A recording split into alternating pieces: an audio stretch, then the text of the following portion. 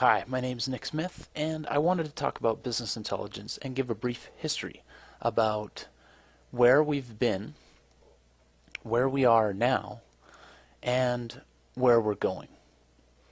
And probably more important to you, why should you care? So, what is business intelligence?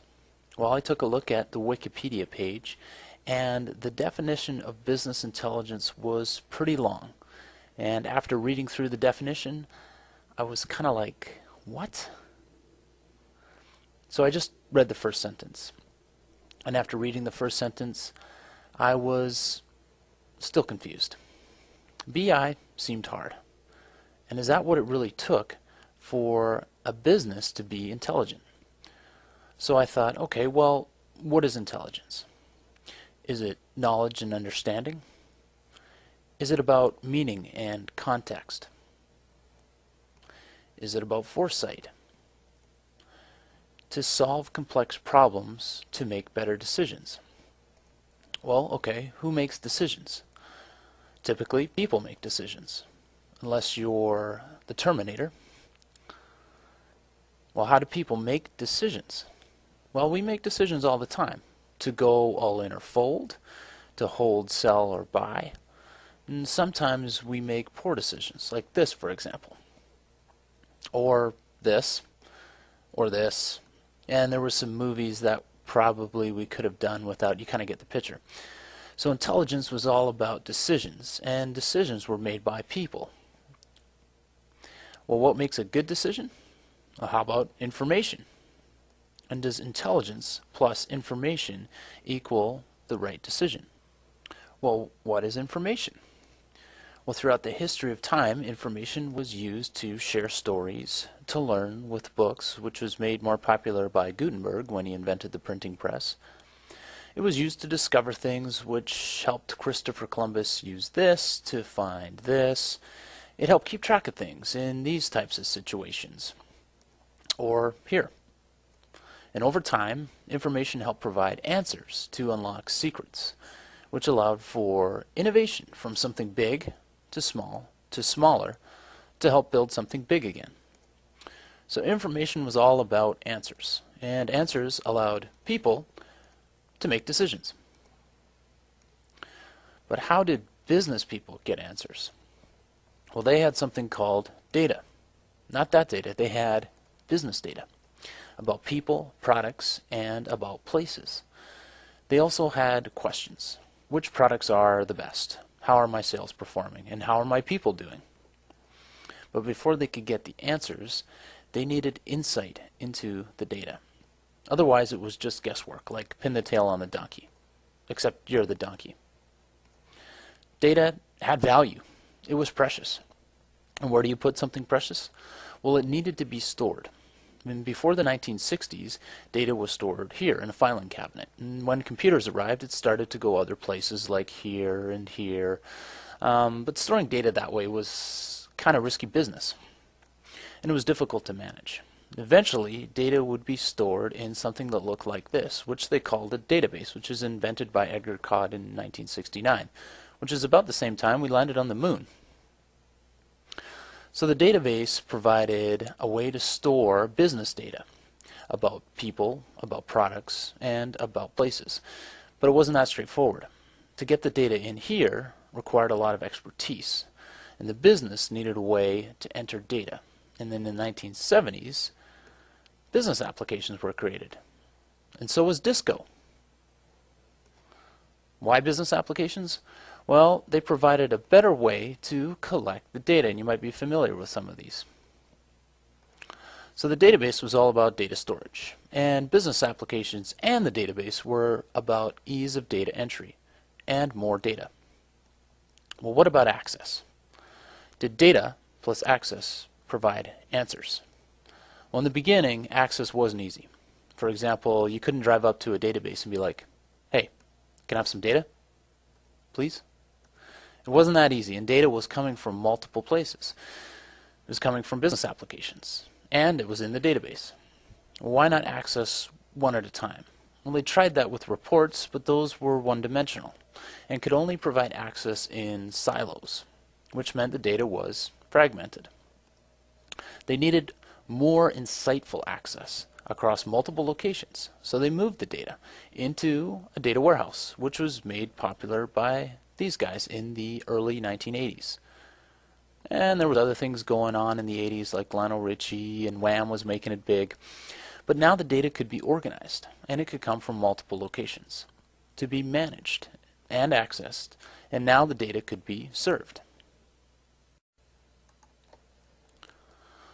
So data access and management equaled consumption, and this is what I like to call business intelligence 1.0, where BI tools could report and analyze on the data. And in 1989, the term BI was born.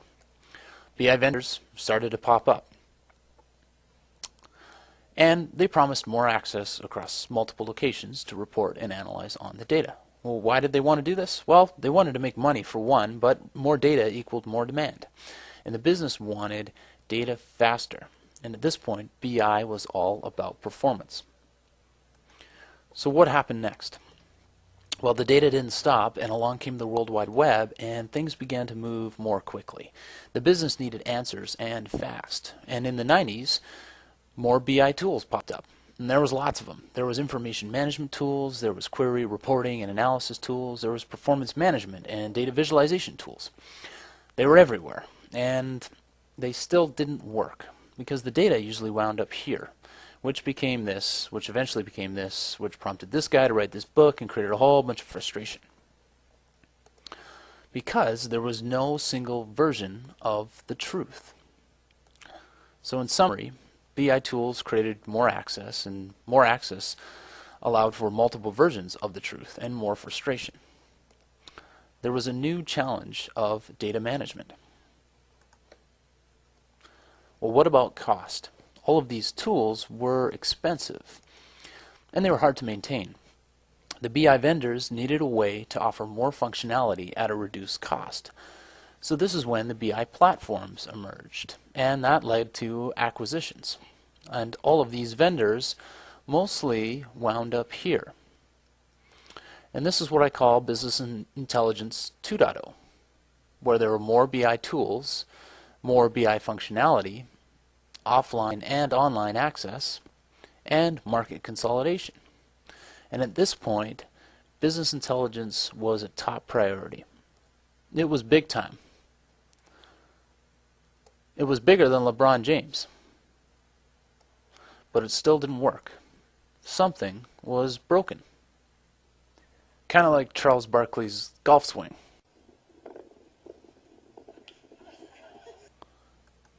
Business people were still confused. And if we go back to the definition of business intelligence, well, things hadn't changed. What wasn't working? Well, the business still couldn't get the answers. It wasn't about people. It was about systems and people accessing those systems. What was wrong with that? Well, it required access. Who provided access? Well, typically it was IT.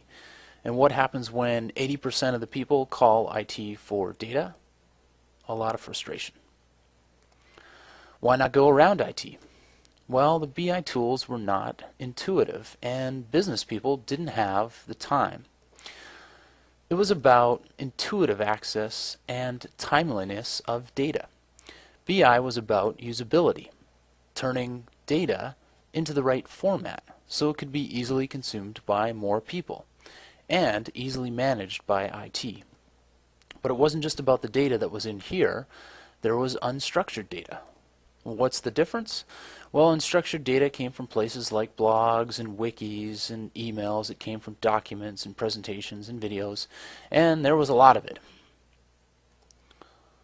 So BI was all about getting the right data at the right time to the right person. And BI needed to be people-centric, where you're in the middle and you have access to the right information, and IT can provide access to more people. The old school way of doing BI didn't work because people make decisions, not systems. It was time for a change. The BI of the 90s was iced out. Business people needed to do more to collaborate, to search, and communicate about their questions and their answers, and drive innovation. Well, today there are new pressures. There's an economic crisis. But times are changing, and BI can work the way that you do to provide better insight and better decisions for more people and drive innovation. How can you get it? Well, you already have it. Follow the new BI conversation here. Thanks for listening.